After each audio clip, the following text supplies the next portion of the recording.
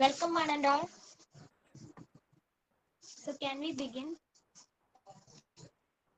Respected principal, ma'am, resource person, faculty members, and all participants from various prestigious institutes across India, good afternoon to one and all. It gives me immense pleasure to welcome you to this national webinar conducted by the Department of Commerce, St. Mary's College. So, let us begin the program by seeking the blessings of Almighty. And for that, I call upon Sandra from 2nd MCOM for the prayer.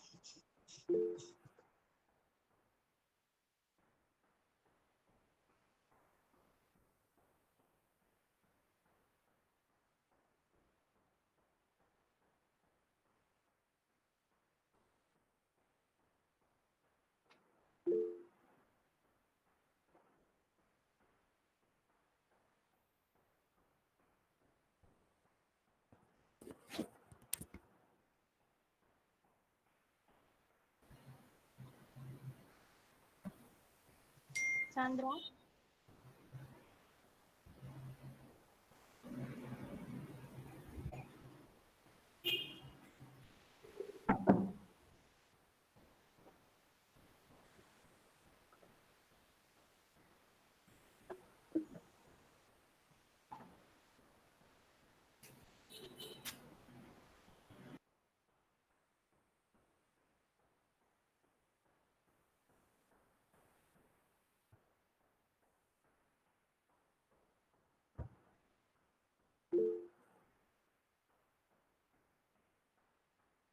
Okay, I think Sandra has some technical issues. So, let us have a silent prayer.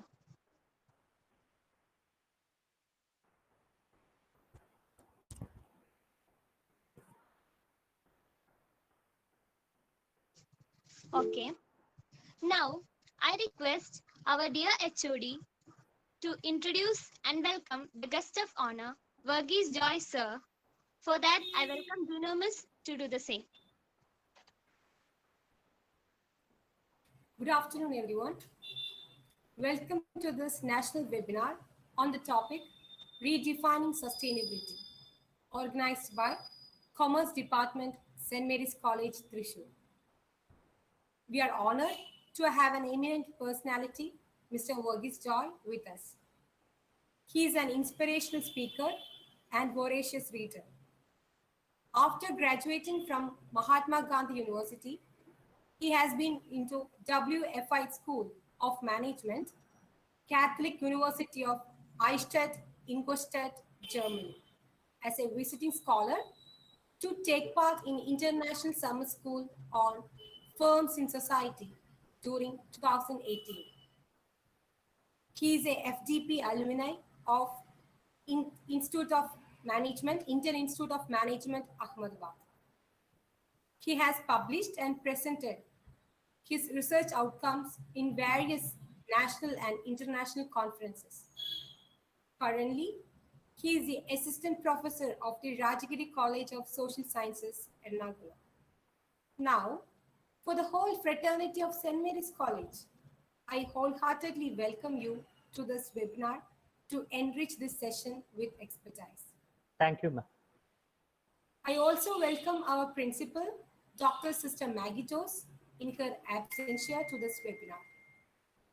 With a heart full of happiness, I also welcome you all participants from far and near to this webinar.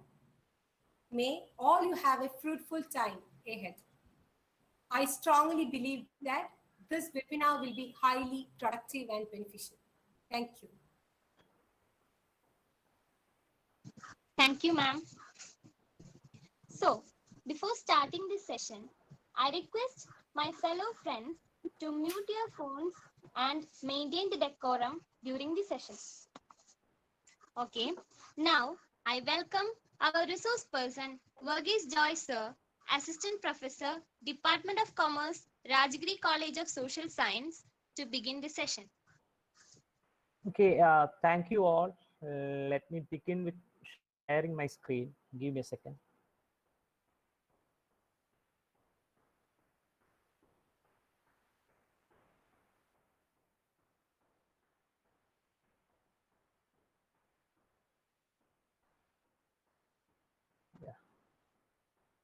I hope my screen is visible, right? Can I have a response from somebody? Yeah, yes, sir. It's visual. Yeah, Yes, sir. thank you. As the HOD right now mentioned, myself, Varghese Joy, I'm a faculty member in the Department of Commerce here in Rajagiri College of Social Sciences, Kochi. So before my session, I'd like to thank the Department of Commerce and St. Mary's College, Thrissur, especially the HOD and the faculty coordinator, Professor Ajit. So thank you, both of you and the department for inviting me for this session. So I'll be dealing on sustainability, to be specific, on corporate sustainability. But let me say, since we are greatly depending on some technical resources, especially the internet connectivity, my laptop, your laptop, also all these things. So in between, if any technical flows are there from my side, kindly bear with me. If anything goes wrong, please, I'll come back to you within short while. So if anything happens like that, please, I'm sorry for that. Okay. So my agenda for this session means what all things I try to speak with you is like uh, definitely an introduction about me was planned, but already the HOD has just given an introduction. So I'll begin with the concept of corporate social responsibility, then we'll move on to corporate sustainability, then the conceptual difference between both CSR and CS, then some corporate realities with regard to sustainability and stakeholder relationship, how far it is related, how far it can be related, all these things will be discussed. Then into marketing, how sustainability can be incorporated, what can be an ideal marketing situation. That part I'll try to convince you all people from my understanding, from my research. Then with regard to disclosure, I'm not going to be in detail because I'll be just giving you some frameworks. These frameworks are there and these frameworks are used by corporates. And what is the main component while using these frameworks? I'll try to give a short idea about that. Nothing in detail with regard to that. Then, as you all are aware about, the SDGs, Sustainable Development Goals, which was introduced by UN, United Nations, way back in 2015. But some realities, from the existing literature, I'll try to go through that also. Then a major area of my research attempts on social quality approach, which was developed in European Union, especially into some European countries. This approach has been there in the literature also. So I'll try to quickly go through this particular area also, and finally I'll conclude my session. So as your HOD was saying some beautiful words, to be very open, I'm a very beginner in the in research part and giving some sessions like this. What I'm trying to do is like for the last 1 year, I've been doing a research in this area in corporate sustainability. So my insights, the insights that were shared from my journal, means I'm associating with a journal. So I got a editor there. So he is the proponent of the social quality approach. He's one of the proponent of this social quality approach. So he has given me some input. So I'll try to give some insights to you all people. I'm not sure how much I can convince you, or what I'll try to do is that I'll try to say, okay, these things are there, and you can find these things. If somebody is interested in this area, especially into research or especially into read further, I can definitely guide you all people. So in that part, I think I can contribute to your knowledge levels. Okay, so the initial slides or the initial part of my presentation will be something which is very familiar to you, but to have a basic understanding, to have a foundation, I think I must include that. And I think my time is still 3:30, so before that I'll try to wind up. Okay, so we'll begin with the term corporate social responsibility. I'm pretty sure everyone is aware about this concept. So I'll begin with giving you some recent news which was appeared in Economic Times, even not in Economic Times, in many other newspapers. This news was there. So I'll try to give those news and we'll go through the concept. Okay, this was a news which was published in July 27, 2020. It's almost 1 month before. Now, in this news, our Minister of Corporate Affairs, who is a minister with Nirmala Sitharaman, he is demanding the industry to spend huge fund in their into their CSR activities. So this was a particular news. Now it was after the outbreak of corona. Now the other news, again something related to CSR, means on PM Cares Fund, Corporate Affairs Ministry, they are saying like, okay, if you're doing if you're donating some amount to PM Cares, then Corporate Affairs Ministry, they're saying like, okay, we'll consider as your CSR obligation, we'll consider as your CSR spending. So this was another news. Now the third one again, which is from our state of Kerala, we got an allegation, not an allegation, we got some demands. Means earlier, if a corporate house, if they're going to spend some amount to our CMDRF, to Chief Minister's Disaster Relief Fund, then it was considered to be a part of their CSR spending. If corporates, if they are going to try to invest, if they're going to spend some amount into CMDRF, that was considered to be their CSR contribution. But later on, central government, the Corporate Affairs Ministry has decided to revoke that decision, and they changed the rule. So these news, why I'm saying these news, because here in India, our focus is on CSR. We are into corporate social responsibility and not into the political discussion. But in our setup, in our corporate setup, in our political setup, in our social setup, these days also we are discussing, or we are giving higher importance for corporate social responsibility, which is a pretty good concept, which is an accepted practice. But in my area, sustainability, I must say, which is far better than that concept, in which we are going to consider a long-term benefit. Okay, so this is the whole idea. This is a current context about CSR. Now, when CSR was mandatory in India, definitely after the introduction of Companies Act 2013, the government makes it mandate that if you fall on a particular criteria, then definitely your corporate house has to spend a certain percentage of your profit, of your earnings, to CSR activities. That was specified in Section 135 of Companies Act 2013, which was amended in 2014. So in that rule, they are given this provision. So this is the background of our context. Now I'll move on to the sustainability. So the word sustainability, or if you want to read something about sustainability, then definitely in the literature, this is something which will definitely catch your eyes. In 1987, UN has got a commission, and they submitted a report, a Brundtland Commission report, which was titled as Our Common Future.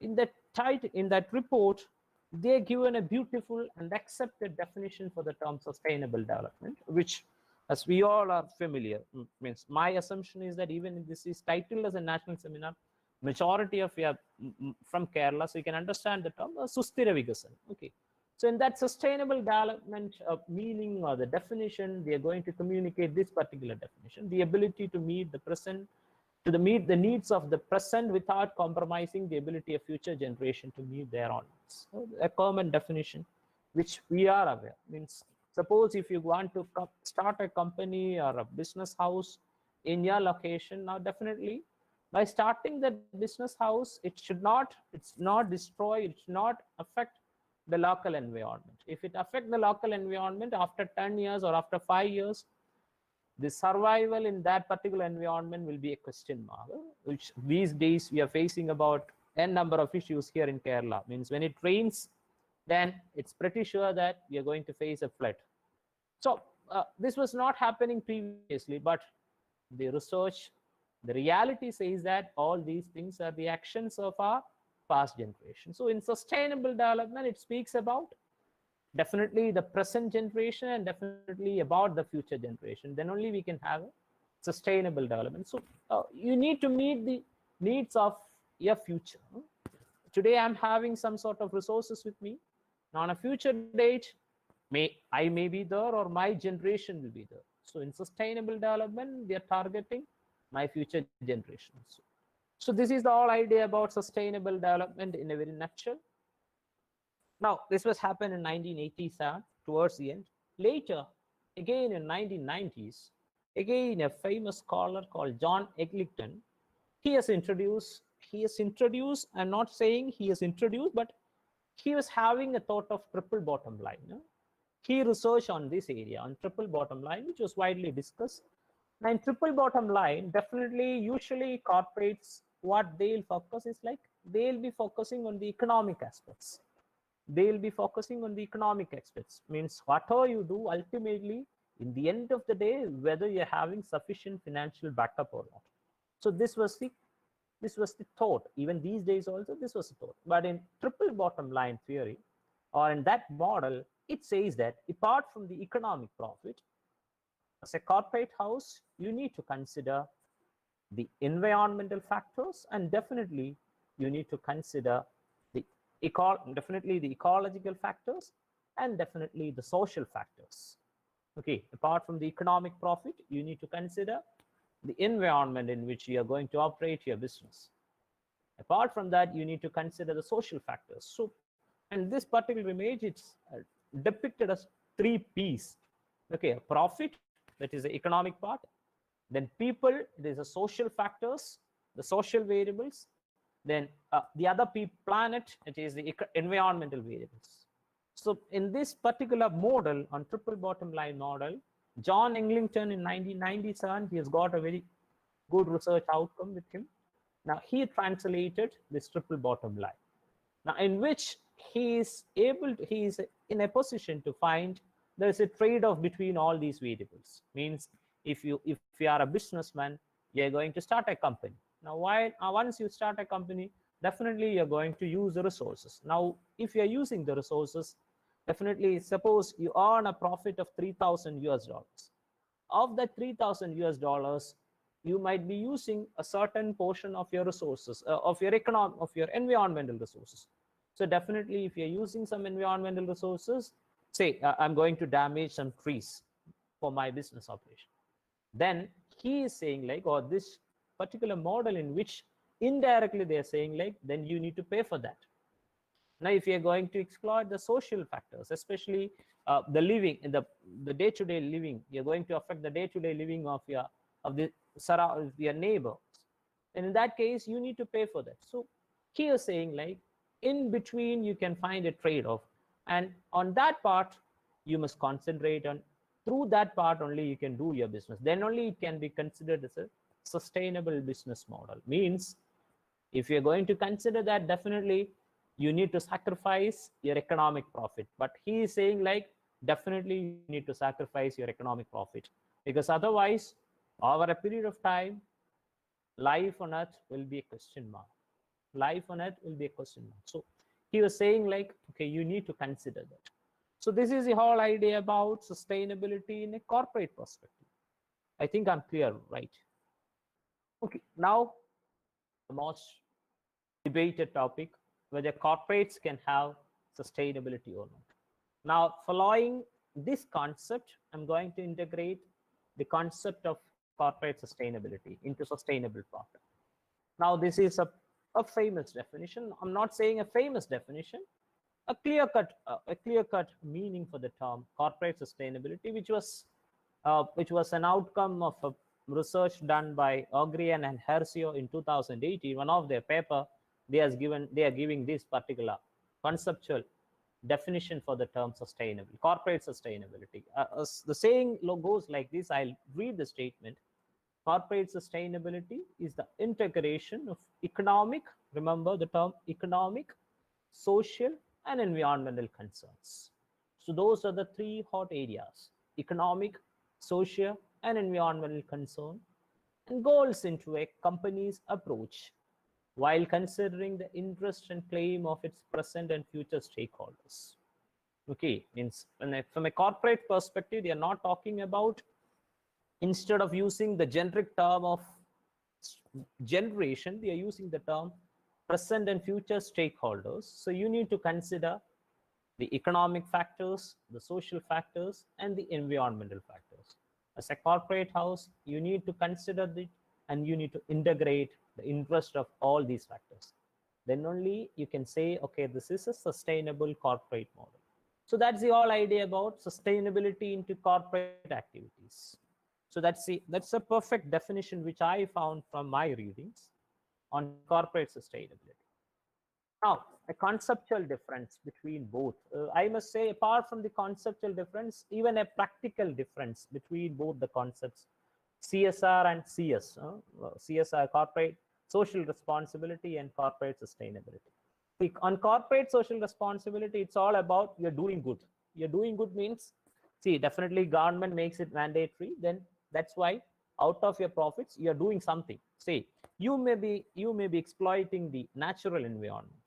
Now in CSR, it says like, it doesn't say like if you're exploiting nature, it doesn't say like, okay, you need to do your CSR activities into nature conservation. No, it doesn't say like that. See, even when you take into different corporates which are operating in your surroundings, into what they are into means into what they are into means into what area they are doing their CSR spending. Maybe they are exploiting the natural environment, or they are exploiting the water resources, but their CSR spending will be on education.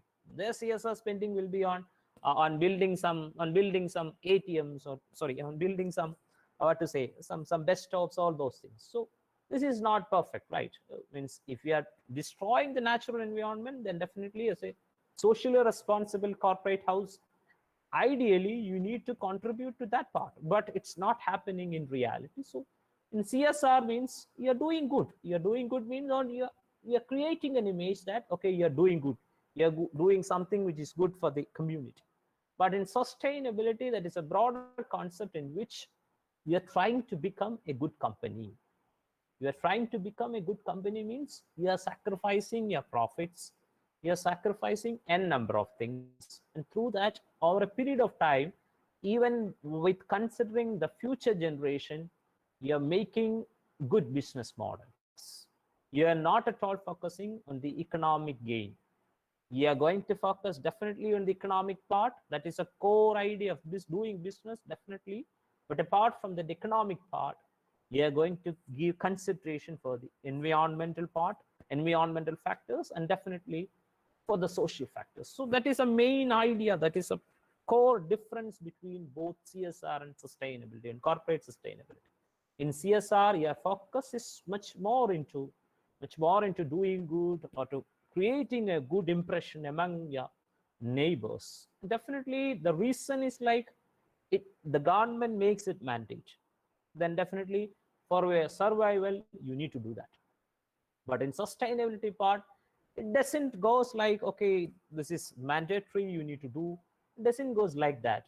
It's a broader perspective. In a broader perspective, it has got a huge thinking behind that, and the decisions that you're going to make, everything matters. That part we'll discuss later. So from my understanding, this is the main difference between both corporate social responsibility and corporate sustainability. Now, when you look into the literature, n number of these differences you can be seen. Now, why I'm mentioning this? This is my level of understanding on these concepts. Okay. Now, into some realities. Into the stakeholder relations. This is something crucial. Definitely, you need to consider the present and the future generation, right? So in say sustainability and stakeholder relations, as the literature goes like, stakeholders are the interested parties to your business. Means at any point of time, they got some interest. It can be your employees, or it can be your customers, it can be your creditors, it can be your suppliers, or it can be your government, it can be your employees. So it can be anyone who is directly or indirectly associated with your business house. Now, the interesting fact is like, this is something which is happen in Europe. The interesting fact is like, even like our corporate houses here in India, even the European corporate houses also, they are also not interested to be a sustainable business model. They are not interested to be a corporate house which is focusing on corporate sustainability. But stakeholder pressure plays a crucial role. The stakeholder pressure in the sense, if these stakeholders can impart some pressure, means if the employees, or if the local neighbors, or if the government, if they are going to exert some pressure to corporate houses, then definitely corporate houses will be a sustainable business model. Now, how it can be happen? Now, this is one practice which was really happen in Europe. Customers are a crucial stakeholder group.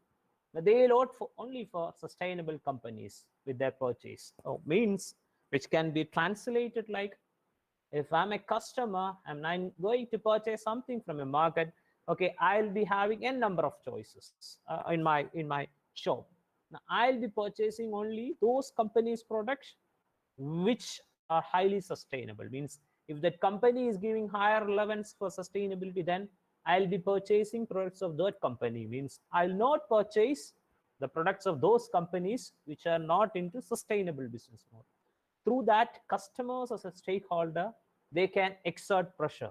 So if every customer is going to have that decision, then definitely companies or corporates will be moved to do the same thing. They'll be shifted to change their way of thinking. So this is something which happened in Europe. I'm not saying from my not from my assumptions. Okay.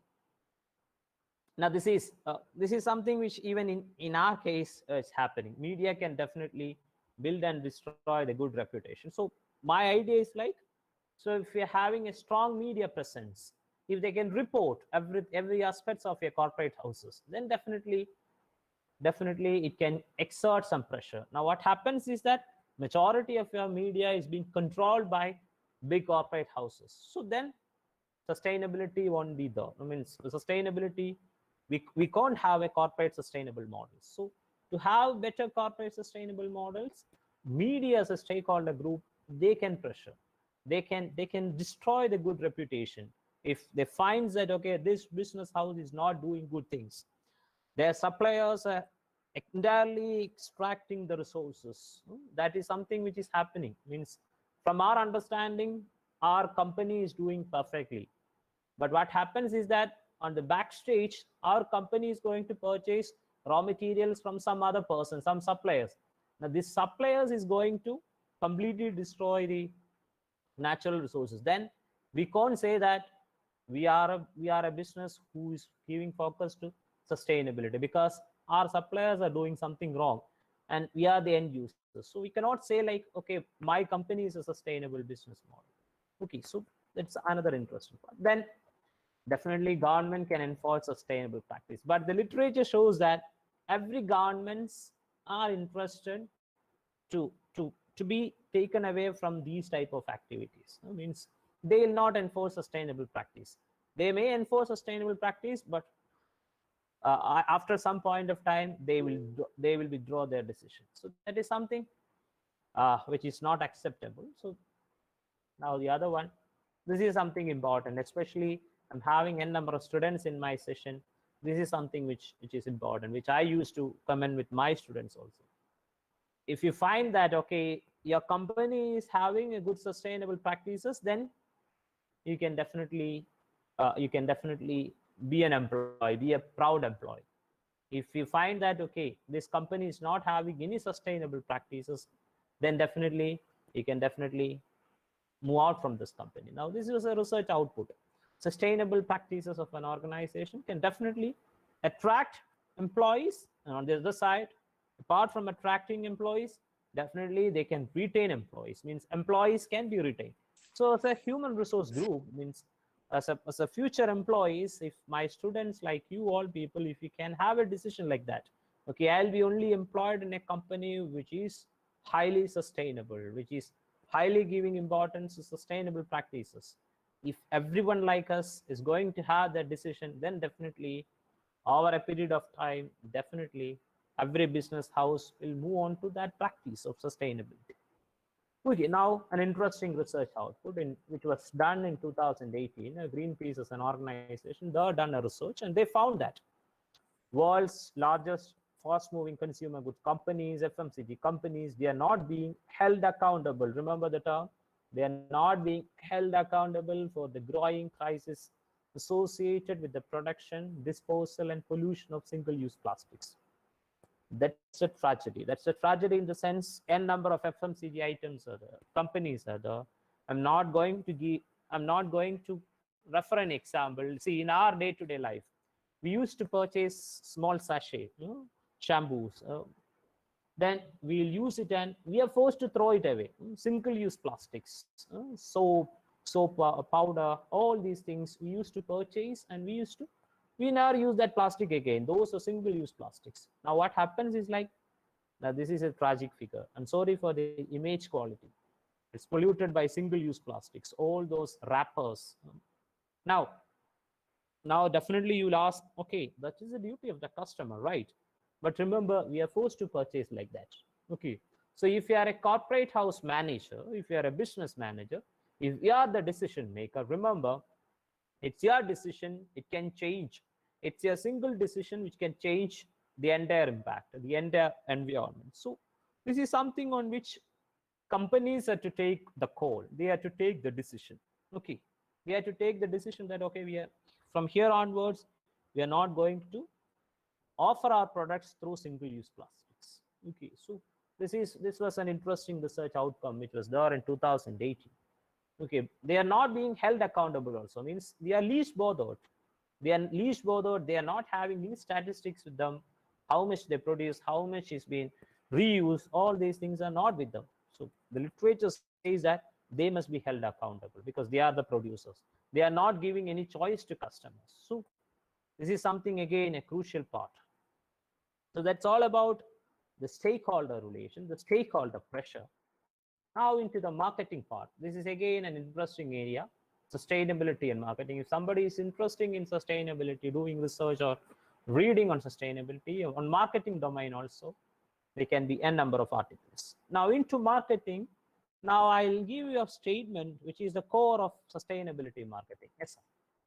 Now the core is like, on sustainability marketing, the focus should be to develop sustainable product, sustainable price, sustainable distribution channel, sustainable communication, sustainable employees. Means just like our conventional marketing, just like the 4 P's, here also directly or indirectly they are focusing into the 4 P's. Okay, into the sustainable product, into the price part, into the distribution channel, all those things.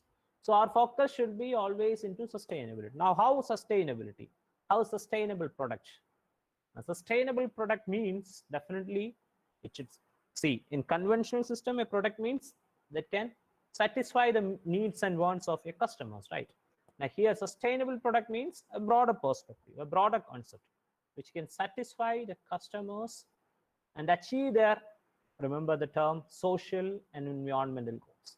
Social goals in the sense, n number of social factors are associated. Means, see, if I'm having a poor person, if I'm having a person who is having only daily wages, and sustainable product means, see, there are n number of customers who can afford your products, but you need to consider these people also. You need to consider these people also. You need to satisfy their needs also. So sachets are, means shampoo sachets are something which can be an ideal example. Okay, which can be an ideal example. Means shampoos, so generally shampoos will be of 500 ml or something like that, which cannot be easily accessible or which cannot be easily affordable for a daily wage. But for them, this 1 rupee sachet or 2 rupee sachet, which is something which can satisfy their niche. So that is something all about the social goals. Now on the other side, environmental goals like, you need to consider the environmental factors, the usage of resources, the destruction of resources, all these things should be considered while developing a product. Okay, it should not harm the environment, a simple one. Now in this perspective, let me give a concept like a bottom of the pyramid, which was developed by an Indian, Sdg Prahlada. So if you are interested, you can read on that part. It's not related to sustainability, but if you are interested in marketing management, especially in marketing management, you can note down Sdg Prahlada. He has done extensive research on bottom of pyramid. That is something which was done by FMCG companies, some MNCs in our Indian context. Means this 1 rupee sachet, all these things are considered to be a bottom of pyramid. The outcome of this research means, see, in bottom of pyramid, what they are trying to communicate is like, see, in an economy, you will have definitely higher income group people, middle income group people, and lower income group people. Now in this particular model, they're saying like, see, in lower income group, you're having a huge customers. Means in the higher income group, there are say 100 customers are there. In middle income group, you're having say a pretty good 250 customers, but in the lower income group, you're having more than 500 customers. Now, if you're an MNC and if you can't reach out to them, then definitely you're losing your market. So to reach out to them, these FMCG companies, these MNCs, what they did, they introduced these least price products, the sachets, the soaps, which is very lesser in cost, lesser in price. So I think I request you all to read on that part. That can be considered to be a part of sustainable product, I must say. Now, this is again a perfect sustainable approach, which was done, which was practiced in US and Europe. Means if you're going to produce something, if you're a sustainable business model, or if you're practicing sustainability, if you are into sustainable practices, then definitely you need to disclose the plastic usage of your product. Then it can be considered a sustainable practice. A plastic usage in the sense, if you can reveal that, that means you're going to communicate that, okay, for this product, we are used this much percentage of plastic. Means you are going to communicate, okay, you are being held accountable. You are now accountable to the general public. Through that, definitely customers will also definitely, they'll try to reduce the usage of plastic. And over a period of time, you can also try to reduce the usage of plastic. Means in the sense, in the other side, definitely for a company, they're having two types of products. On one type, they're going to disclose like, okay, we are used 15% of plastic, and you fix a rate, if you fix the price for your product. Now on the other side, you have the same product in which you're going to say like, okay, we are used only 5% of plastic, but you are going to charge a higher price.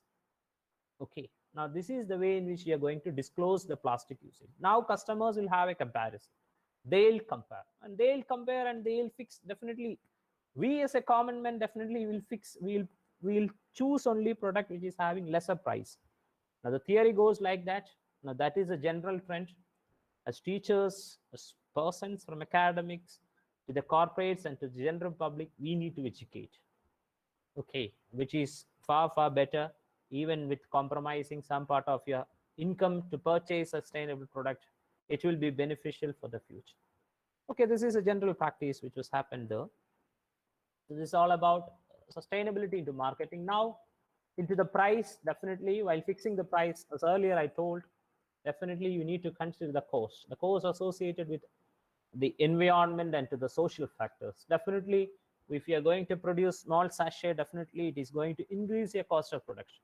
You need to have small packets, you need to market in that way. Definitely all these things will add your cost. So you can add those costs into your final price of your product. That is accepted in literature. But the point is like, you need to consider, means you need to educate both your corporates and your customers. Why we are charging higher price? Because we are into a sustainable product. Okay. Now into the sustainable distribution channel, this is something which every company can practice, which every business house can practice. Minimize the harm towards social and ecological environment. In the sense, if you are going to have a warehouse within 2 kilometers, then definitely your transportation will be lesser one. If you are going to have a warehouse within 25 kilometers, definitely you need to commute to 25 kilometers. That is something which is going to pollute the air, right? So these simple things on distribution channel. Why you are going to depend n number of middlemen? Instead of n number of middlemen, you can depend only one middleman. So that part will be the only transportation. So in that way, you can reduce the pollution part. You can reduce the n number of costs associated with it. And the theory says like, then it is a sustainable distribution channel. Now on the other side, previously I was saying like, you need to check who are your suppliers, what is their business practice. Okay, maybe you are doing good, you are doing n number of things, you are not going to destroy the natural environment, You're not going to affect, you're not going to cheat your society. But on the other side, on the backstage, what's really happening? Maybe your supplier, they are going to destroy the entire resources. They are going to destroy the natural resources. Maybe they are going to exploit the labors on their field. Then you cannot say like, okay, I'm having a sustainable practice. You need to think about them, what they are doing. If we are not doing perfect thing, then you cannot say you are a perfect. Then you need to correct them as a business. Then only we can say a development for the future generation. Otherwise, if they are going to exploit the natural resources, then over a period of time, those natural resources won't be accessible to the next generation. If they are going to exploit the labor and over a period of time, that will affect their personal health, that will affect that community. So definitely you need to think about that also as a sustainable business model. Then this is a model of sustainable communication, means which we all can practice in our college, in our schools, in our corporate houses. This is not something directly related to corporate houses. Means in every communication, you need to depend on electronic modes. These days, n number of webinars. Just check the number of webinars that you attended. If there is no webinar and if you're having physical seminars, our number will be very minimum, right? Because we need to travel, we need to spend on n number of things. But these days, since everyone is sitting home or back in office without having much engagements, we are completely depending on electronic modes of communication, which is going to reduce your n number of costs, right? Then on your events, even the NSS, all these organizations, they are practicing it. Means they got a banner, a common banner, without printing the dates. Without printing the dates, in the sense they can use it again and again. Now this is something which every one of us can practice, right? Now to promote our events, you can definitely use your social media, all these things. So this is a model of sustainable communication to a common man language. Now this is something which we can adopt in our business house also, into our marketing management, into our communication, into our PR. We can use these sustainable communication models, which is relevant to your company. Instead of giving newspaper advertisement, instead of giving huge plastic hoardings, we can think about all these things. Means in the end of the day, you need to reach out to your customers, right? So you can depend on n number of choices. Now, while fixing those choices, definitely think about sustainability, whether we are going to exploit the natural resource, whether we are going to exploit the social resources. Then if you're having a perfect answer, then definitely you are into sustainable business model. Okay. Now, with regard to the disclosure, I'm not going into detail in the sense into the technical part. I'll give you an idea about which are the disclosure frameworks which are used. Okay. Now, definitely, in every aspect, why you need to disclose? Definitely to have transparency. Okay, you need to disclose how much you are exploiting your natural resources, how much trees have been cut to develop a particular corporate building, to establish a corporate building, or to how much water resources have been polluted. All these things you need to communicate. That is a disclosure part. Now, for disclosure, there are some widely accepted frameworks are there. I'll quickly go through that. The first one, Global Reporting Initiative, GRI. Majority of the MNCs right now, they are using this reporting initiative. This is widely acceptable sustainability disclosure model framework. Then the other one, Dow Jones Sustainability Index, which is commonly known as DJSI. Then the other one, SASB, Sustainability Accounting Standard Board. And the other one, International Integrated Reporting Council, which is another framework for disclosure. Now, these are the frameworks which are currently employed by major MNCs for the sustainability practices, of which the highly accepted and highly practiced one is Global Reporting Initiative. Now, in all these frameworks, the main core idea is that they will be considering the material aspects of economic, social, and environmental impacts. The material aspects means what all things which are directly or indirectly affecting your business. All these things will be a part of these these frameworks. Means what all things which are directly or indirectly affecting your business operations, whether it is related to economic part, whether it is related to social aspects, whether it is related to environmental aspects, all these things will be a part of your these frameworks. Means even the education of the local people, that can be a part of your these frameworks. So this is a brief idea about the disclosure part. Now, if you need to do a research on these areas, definitely you must be thorough about these frameworks and all, and that is something much more technical in nature, for which you need to highly depend on some experts. Now, the other area of my discussion on sustainable development goals. Now, in sustainable development goals, I'm pretty sure majority of you are completely aware, which 17 sustainable goals, which is developed by United Nations, starting from not poverty, all these things. Now, it was developed in 2015. It's a global plan of action for a sustainable development. It means for a long run development, you need a plan, and which was framed by UN. Perfect, so far so good. Now, the title they're given, like transforming our world, 2030 agenda for sustainable development. Now in this report, these SDGs were framed.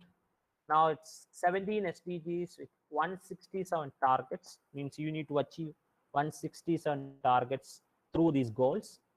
Now, a report which was published by KPMG in 2018, they reported that 40% of the world's 250 large companies, they are giving, remember, they are giving attention to SDGs in their sustainability reports.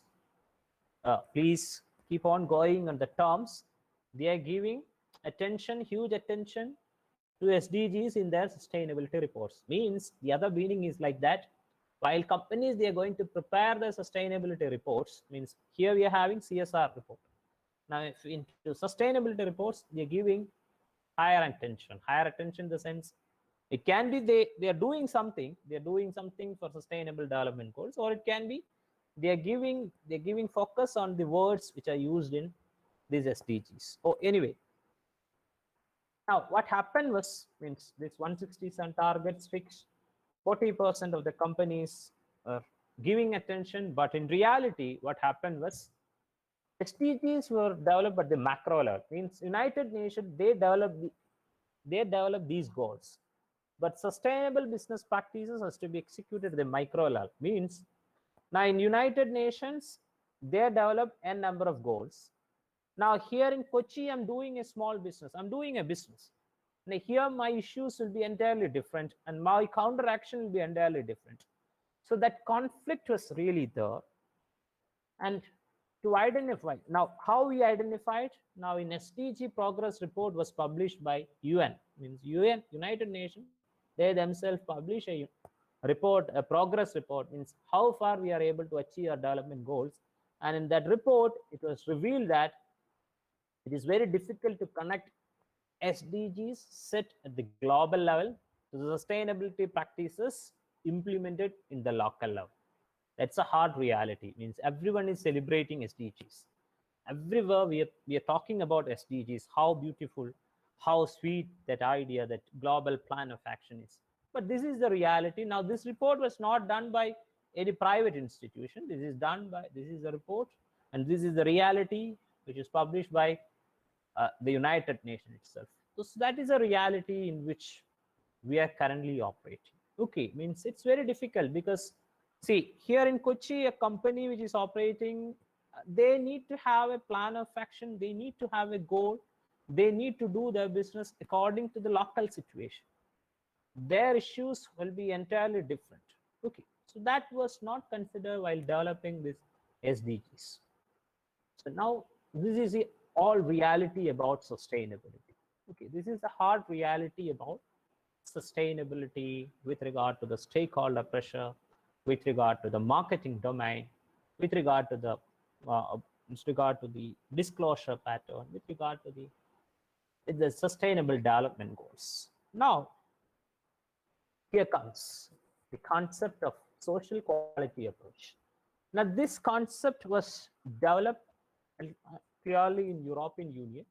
Means there's a foundation, European foundation. Now it's been termed as International Association on Social Equality. Now this association, they got funding from European Union, and they were into doing social science researchers, especially the 8 social scientists were there. Now they actually developed this approach of social quality. In social quality approach, one of their focus was the overall sustainability, the corporate sustainability and the overall sustainability. Now this association, now they are publishing an article, international journal, sorry, not an article, they are publishing a journal, International Journal on Social Quality, which is a highly reputed article. They are purely focusing on these social quality approaches, these social quality philosophies and all. And one of my article is going to be published in this journal. So that's why I'm hinting this one. Now, if somebody is interested in social quality and all, you can definitely go through this journal. You can access, it's not open access, definitely you need to pay for the articles, but something. Now they used to publish twice in a year. They will only publish nearly four articles in their one issue. Means you can find only 4 to 6, not like the others. Okay, so they are highly focused on the area in which they are doing research. So just an input, you can go through this journal, its articles and all. Now what happens with this social quality approach is that they actually questions the traditional concept of sustainability. Means, see, in the traditional concept of corporate sustainability and all, we need to give focus on definitely on the economic part as a business house. Apart from the economic part, economic factors, you need to focus on the social and environmental factors. I already told in the triple bottom line approach and all, they're saying like that, right? But the social quality approach, they questions the traditional concept of sustainability, and they are criticizing that in the traditional approach, the social factors means that is not with those factors which are not covered under economic and environmental factors are considered as social factors. That is their argument. Means in triple bottom line and in corporate sustainability definition and all, the scholars are trying like you need to integrate the economic factors, the environmental factors, and the social factors. But on social quality approach, the scholars are asking, can you be very specific? What do you mean by this? Okay, economic part, it's very clear. Economic part is very clear. And environmental part also, it's very clear. But social factors, what does it mean? So that was the question. And definitely on social quality approach, they are giving higher focus on definitely on social justice, equal citizenship, solidarity, and human dignity. Equal citizenship and all, these days, even in India, after the outbreak of corona, we are facing that issue, right? It means I'm not going to the CAA allegation controversies. See, the internally displaced persons, we used to call like that in the literature. Means now in Kerala, we used to call them guest workers, migrant workers. See, they are also part of our nation. They are also part of our nation. What was our consideration to them?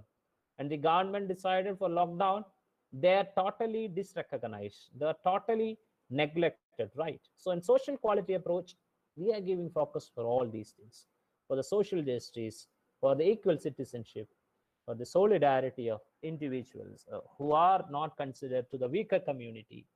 Then definitely you need to give higher importance for the labor, whether it's your labor or whether it's your supplier's labor or it's a contract labor, whatever be, you need to give importance and consideration for that. So that is the core idea about social quality approach, and they define sustainability in that part. And having said so, they are saying like everyone is talking about social progress, but they are saying like if you need a sustainability, if you need to achieve corporate sustainability, it should not be the social progress. Means it should not be uplifting someone. It should be a transformation in our thought process, in an entire societal transformation. Okay, it should not be talking like, okay, you need to give them some subsidy, you need to give some reservation. That's all idea about social progress. But in sustainability, especially into social corporate sustainability and even in social sustainability, they're talking about instead of uplifting someone, you need to have a radical rethinking in your thought process. If a radical thinking is happening in your thought process, then definitely that radical thinking will be happening in your acts also. If you are a corporate manager, then definitely you will think about your laborers, your suppliers' laborers, your actions, your inactions, everything you will be considering. So in social quality approach, they are demanding for that a societal transformation. Now how it can be achieved? Now they're saying like, instead of your conventional three-dimension model, a three-dimensional model means in triple bottom line and all, they're trying to communicate that means the economic part, the environmental part, the social part, the social factors. Now in social quality approach, the scholars are trying to say you need to replace the three-dimension with a four-dimension model. Now in that four-dimension model, definitely you will have a socio-economic, means the economic part in the previous one. Then you need to have a socio-environmental part, the ecological part, the environmental part in the previous. Now they are going to replace your conventional social factors with socio-political or legal and socio-cultural or welfare. Now socio-political or legal is something which our internally displaced persons face, our migrant workers face. Means you need to give them food. That was happening here in Kerala and all, since they are not having job. That is something which is all about their welfare. But apart from their welfare and social factors, you need to consider the political reasons, the legal background, whether they are getting enough legal support or not. A Supreme Court was interfering in that case, right? So that is something on which in social quality approach, their focus of sustainability, or they are redefining the sustainability in that perspective. Apart from giving a generic term of social, they are giving a much more ideal definition or ideal clarification for that beautiful word of social, socio-political and socio-cultural. And again, they are relating every aspect with a social approach, with a societal approach. Even the economic part, apart from earning economic gain or economic profit, which is going to ultimately increase your credit balance, they're saying like, okay, it's perfect, you can have your economic profit, but you need to consider your society. Okay, it's perfect, you need to conserve your environmental resources, but again on the other side, you need to consider your society. Means they're actually questioning those pseudo intellectuals who are focusing on, okay, we need to protect the environment, there should not be happening anything. We used to say like andana prakriti snehigal undallo, means those who are extremists. Now they are actually questioning them also. They are saying like, okay, you need to protect your environment, you need to conserve your natural resources, but again remember, apart from that, you need to consider your society as a whole, because if there is individual, then definitely you can protect you can conserve your natural resources. So this is the whole idea about redefining the sustainability in this perspective with a social quality approach. So I think this is something which I need to communicate. Uh, Now it's a conclusion. What I need to say is like, this is something which I quoted from one of my readings. I like this particular thing a lot, which I usually communicate with my students when I used to teach. When convenience, so that convenience in inverted comma, is the key for all business decision, then remember, the sustainability will be a dream that will not come true. Means if you're a business manager, if you're a decision maker in a corporate house, and if you're always thinking about convenience, okay, this is convenient for me to hire a contract laborer, this is convenient for me, so that say instead of destroying the natural resources, but again this is convenient for me, then if the core idea about your decision is convenience, then definitely the idea that we are talking about, a sustainable model, a sustainable corporate model, will be a dream, and that now comes true, then that's going to question our survival. Okay, now the cost of convenience will be the health of our ecosystem and definitely the living beings. Means after 5 years or after 10 years or after 20 years or after 30 years, life on earth will be a question. We can't, then the ultimate aim of our education means to make this world a better place for living. That won't happen. So if since this webinar is organized by Commerce Department, my assumption is that majority of you will be corporate managers or someone who is going to take some crucial decisions. Now, those people, remember, if you're highly relied on your convenience, remember, it's going to question our existence and the existence of our future generation. Okay, so this should be the aim, societal transformation, not the generic term of social progress by giving them some what to say, some blind offers. This should be the aim of sustainability, transforming the entire society.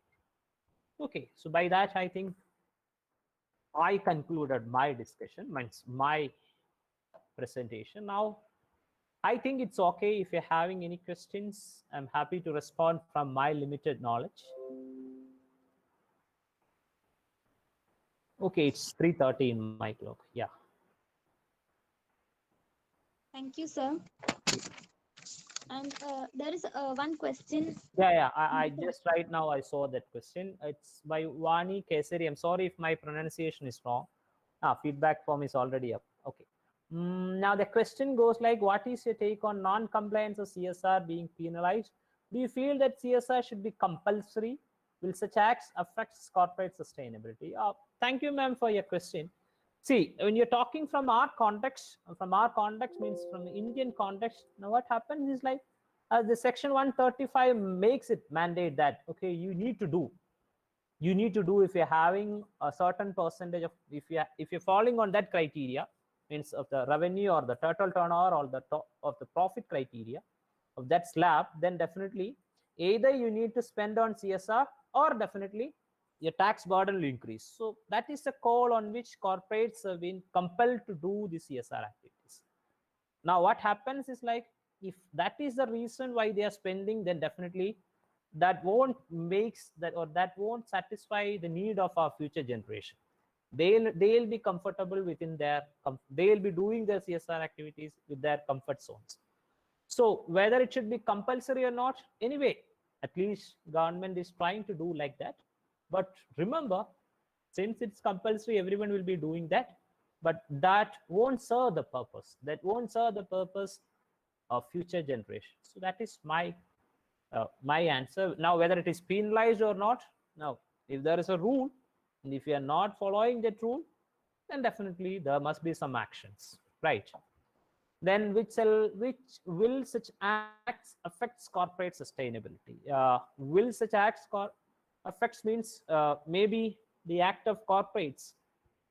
Again, that may not be, means will such acts affect corporate sustainability? Means if you're feeling like, okay, I'm practicing sustainability, practicing my acts are sustainable practices, then definitely whether you're doing CSR activities or not, that doesn't matter. So CSR right now in our context, since it's a mandatory thing, a company, if they need to do some sustainable practices, then definitely both we need to mix up. So CSR means CS, corporate sustainability, is much something which is far beyond the entire concept of CS. So other elder brother, yeah, is there anything that I need to respond?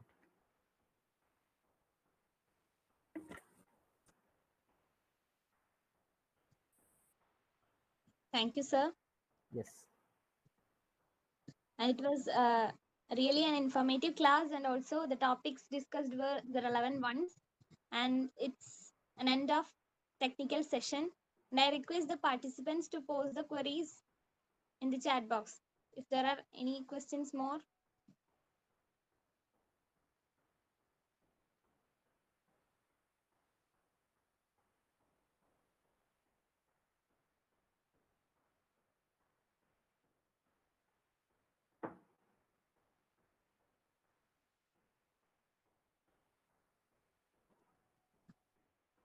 So I think there are no more questions. Yeah, And ma'am, give me a second. Can I? okay. Can I? Yes, please, sir. Yeah. So I'm very sure that there will be no questions in the sense. My request not to everyone, because everyone may not be interested in this area. If you're interested, especially in sustainability and especially in social quality approach, remember the social quality approach, that theory is just emerging topic. Okay, it's there in the literature, but it's totally neglected, that area. So maybe after 20 years or after 25 years in the academia, they'll try to discuss. So this is something in which you can explore, and if somebody is going to do some research, then definitely this is a relevant area in which you can do some research. So in that part, you can take this webinar. Okay, and again remember, the IJSQ, International Journal on Social Quality, the journal, the articles which are published, the journal is some Netherlands-based journal. So that articles which are published will give you, if you go through those articles, then definitely that will give you a better idea about sustainability or these things. Okay. Okay, thank you. Thank you, sir. So it's time to wrap the session. And thank you so much, sir. Thank you, audience. Thank you. So I request Ms. Meera to deliver the vote of thanks. Good afternoon, all. It's my privilege to propose vote of thanks on this occasion. First of all, I would like to thank God Almighty for making today's event a resounding success with His blessings and grace. Also, I'm immensely thankful to our beloved principal, Dr. Sister Maggie George, who continues to inspire us to work with zeal and dedication. Next, I would like to thank our resource person, Varghese Sir, Assistant Professor, Department of Commerce, Rajagiri College of Social Science, who spared time from his busiest schedule to grace this occasion. And we all had a wonderful session regarding redefining sustainability. So thank you so much, sir, for your valuable words. Thank you. Then I would like to thank Ms. Jindu Jyoti, HOD, Department of Commerce, and Mr. Ajit K. Sir, Faculty Coordinator of this event, for organizing this webinar. Thank you so much, Ms. and thank you, sir. And I would also like to thank all the faculties of Department of Commerce who work behind the scenes to make this event success. Thank you all. And I would also like to thank Ms. Srividya Rajendran, the student coordinator of today's event. Last but not least, I thank all the participants of this webinar. Thank you all for your patient listening. Once again, I thank each and everyone present here. Thank you. Thank you, Meera. Thank you all.